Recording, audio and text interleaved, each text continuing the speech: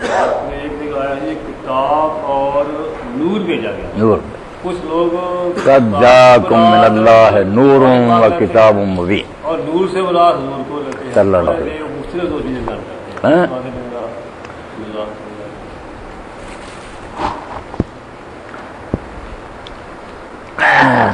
ریاض صاحب بعض چیزیں بس لفظی نظار جھگڑے ہیں، بات ایک ہی ہوتی. میں نور سے مراد پوچھنی چاہیے نا. جو کہتے ہیں نبی علیہ السلام نور تھے، ان سے پوچھا جائے کہ آپ کی مراد کیا ہے؟ کیا آپ بشر نہیں تھے، اولاد آدم نہیں تھے، یا کیا مراد؟ اگر تو وہ کہیں کہ آپ انسان نہیں، بنی آدم سے نہیں، تو یہ تو قرآن کے خلاف. خود مولانا رضا خان رحمۃ اللہ نے لکھا کہ جو بشریت کا انکار کرے کہ پیغمبر بشر نہیں، وہ پکا کافر ہے، وہ تو قرآن مجید کا منکر ہے. اور اگر مراد یہ ہے کہ بشر ہوتے ہوئے آپ صاف تھے، پاک تھے، مطہر اور طیب تھے، آپ میں کوئی عیب نہیں تھا، خامی نہیں تھی، ہر نجاست اور پلیدگی سے آپ پاکیزہ تھے اور پوری دنیا کے لیے ہدایت کا منار تھے، روشنی، تو بالکل اہم دین. آپ دیکھیں گے جو کنز الایمان آیا اس پر حاشیہ جو ہے خزائن رفعت، جہاں جہاں نور آیا وہاں انہوں نے یہی تشریح کی کہ آپ کے ذریعے کفر کے، شرک کے، نفاق اور بے دینی کے اندھیرے دور ہوئے، ہدایت کی روشنی پھیلی. اب اس کا انکار کون کر سکے؟ آپ دیکھتے ہیں نا قرآن مجید نے نور سے بھی آگے بڑھ کر کہا سورہ احزاب میں سراجم منیرا، کہ آپ سورج ہیں بہت زیادہ روشن. یہ انارا جو ہے نا، یہ لازم بھی آتا ہے مبالغے کے لیے. نور کہنے کی منیرا بہت زیادہ روشن ہے اور روشن کرنے والا بھی. تو پیغمبر خدا میں اگر روشنی نہیں ہوگی تو یخرج من الظلمات الی النور، اندھیروں سے نکال کر جو روشنی کی طرف لاتا ہے وہ کہاں سے ہوگا؟ بات جب تک مجمل ہے نا، گول مول، وہ اس وقت جھگڑا ہی رہتا. اگر کھولی جائے تو پتہ چلتا ہے بات ایک ہی ہے. باقی جاہل اور بیوقوف جو کہتے ہیں کہ آپ حضور اللہ کا نور ہیں، ٹکڑا ہے، اللہ کا نور بھی اس معنی میں اگر کہیں کہ سب کچھ اللہ کا ہی ہے نا، اس لیے سورج اگر ہے وہ بھی اللہ کا نور ہے. جہاں مالک ہونے کے لحاظ سے یا خالق ہونے کے لحاظ سے ہر سے اللہ کی. اور اگر کہیں کہ اللہ کا نور یعنی اللہ میں سے کچھ ٹکڑا الگ ہوا، تو آپ پڑھیں فتاوی رضیہ نے کہا جو کہے کہ حضور علیہ السلام اللہ تعالیٰ کا جز ہے کافر. وجعلوا له من بعد جزء ہوتا ہے. قرآن کہتا کہ جو بندوں کو اللہ کا جز میں کافر ہے. علم کی بات کرتی تھی. تو نور سے مراد باقی اس آیت میں نا یا قرآن میں. اور سیدھی بات یہ جیسے وہ تفسیر نمونہ والوں نے لکھی نا، بڑی اچھی بات شیعہ عالم 10-15 جنہوں نے مل کر وہ تحقیق کر کے تفسیر لکھی. وہ کہتے ہیں قرآن میں جہاں جہاں نور استعمال ہوا نا وہ صرف قرآن کے لیے. ایسے انہوں نے دی کہ دیکھ لو نکال کر سورہ اعراف میں بھی اللہ تعالیٰ کہتا ہے وَاتَّبُوا النُّورَ الَّذِي أُنزِلَ مَعَهُ. رسول اللہ کا ذکر الگ ہوا کہ لوگ اللہ پر ایمان لاتے ہیں، اس کے نبی پر لاتے ہیں اور اس نور کی پیروی کرتے ہیں جو نبی کے ساتھ اتارا گیا. اسی طرح سورہ تغابن میں کہ اللہ، رسول اور نور وَالنُّورُ الَّذِي أَنزَلْنَا. تو انہوں نے ساری آیتیں اکٹھی کر کے قرآن میں استعمال جو ہوا نا وہ قرآن پاک کے لیے.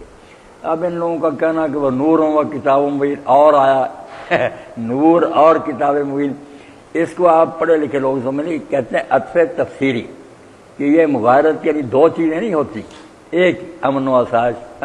اس طرح قرآن پاک آتا ہے تلک آیات الکتاب و قرآن مبین، اور وہاں بھی یہ آیتیں کتاب کی اور قرآن مبین کی. حالانکہ کتاب اور قرآن مبین ایک ہی. سورہ لقمان میں اور اسی طرح سورہ حجر وہاں بھئی یہ باتیں کی. تو قرآن پاک میں تو نور قرآن کے لیے استعمال ہو. باقی رسول اللہ اس نور کو لائے، آپ خود بھی نور ہے. بالکل ٹھیک. اور کوئی سوال ہے تو کریں، پوچھ لیں جو کوئی پوچھ لیں. بعض کہتے ہیں مولانا صاحب صرف میم کا فرق ہے، وہ کافر میں دین، ان کو کوئی مسلمان نہیں کہتا. فتاوی میں لکھتے ہیں امام رحمۃ اللہ کہ بعض لوگوں نے حکایت لکھی، کتاب کا والا دیا نا کہ حضور جبریل یہاں آئے تب بھی پگڑی باندھ رہے ہیں، عرش پر جائے وہاں بھی حضور ہی اور پگڑی باندھ رہے. حیران کہ کیا بات ہے یار، زمین پر جاتا ہوں وہاں بھی وہی ہے. تو اس کو انہوں نے لکھا کہ یہ جس کافر نے بکا نا بالکل لعنت ہے اس پر. آپ ساری شان کے باوجود اللہ کے بندے ہیں، بشر ہیں. جاہلوں نے سلیم بیٹا گمراہی پھیلا رکھی، نہ کوئی پڑھتے ہیں نہ پوچھتے ہیں. نیم کا پردہ وغیرہ کوئی نہیں، انسان ہے، اللہ کی مخلوق ہے. ہاں مگر یہ بات کہتے ہیں شاید یہ برا مناسب جہاں لکھا ہے اللہ نے اپنے رسول علیہ السلام کو بہت علم دیا ساری مخلوق سے بڑھ کر، مگر پھر بھی آپ کا علم اللہ کے علم میں مقابلے میں ایسا ہے، ذرا اندازہ کریں کہ ایک طرف 10 کروڑ سمندر بھرے ہوئے ہیں پانی کے، ایک طرف پانی کا ایک قطرہ جو ہے نا اس کے بھی 10 کروڑ حصے کیے جائیں، اور جو 10واں کروڑواں حصہ بنیں گے نا ایک قطرے کا، آپ خیال میں آتا کہ 10واں کروڑواں حصہ وہ حضور کا علم ہے، 10واں کروڑواں حصہ قطرے کا، 10 کروڑ سمندر اللہ کا۔ اس کے آگے بھی کہا یہ میں نے سمجھانے کے لیے کہہ دیا، ورنہ اتنا بھی، کیونکہ اللہ کے علم کی حد نہیں، حضور جو جتنا دیتا ہے علم اس کی حد ہے، محدود ہے علم۔ کیا کریں، لوگ اپنے بزرگوں کا ہی پڑھ لیں، بڑا اختلاف ختم ہو سکتا ہے، مگر جاہلوں نے فساد ڈالا ہوا۔ مسائل جو پیدا ہو گئے، کبھی یہ ہمارے مسائل تھے ہی نہیں، کسی کتاب میں یہ بحث نہیں کبھی ہوئی، یہ بحث ہے تھی، ضرور بشر کی بحث ہے، نہ حاضر ناظر یہ لفظ ہی نہیں آیا، کسی نے بحث نہیں کی، یہ 13ویں صدی کی بحث ہے۔ یہ اب یہ شروع ہوئے۔ مولانا صاحب جس مسجد سے 5 وقت یہ لفظ بلند ہوتا ہو کہ اللہ کے نور سے ایک ٹکڑا ہے نبی پاک صلی اللہ علیہ وسلم، تو اس مسجد ٹکڑے کی بات تو بیٹا سمجھا دی کہ وہ کہتے ہیں ٹکڑے کا معنی لے گا نا نور من نور اللہ، کہ اللہ کا نور بہت کوئی بڑی شے تھی اس میں سے ٹکڑا، پھر کفر ہے۔ اور اگر یہ کہیں نا کہ اللہ کے نور کے فیض سے ہی نبی کا نور ہے نا، کہ اللہ نے اپنی روشنی جو تھی دین ہے اس میں سے ہی نبی کو علم دیا ہدایت کا جو آپ نے لوگوں تک پہنچایا، وہ تبعیض کے لیے نہیں کہ اس میں سے ہے، بلکہ اللہ کے نور کی برکت سے، کہ اس کے برکت سے یہ نور دنیا میں وہی کا پھیلا۔ ہاں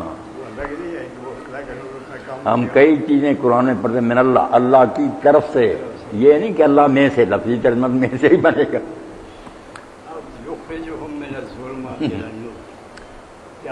اگر تو ارادہ نیک ہونا کہ مسلمانوں کو جوڑنا، پھر آدمی کچھ اور طرح سوچتا ہے، اگر جھگڑا ہی بڑھانا ہو، خواہ مخواہی فساد ہی برپا کرنا،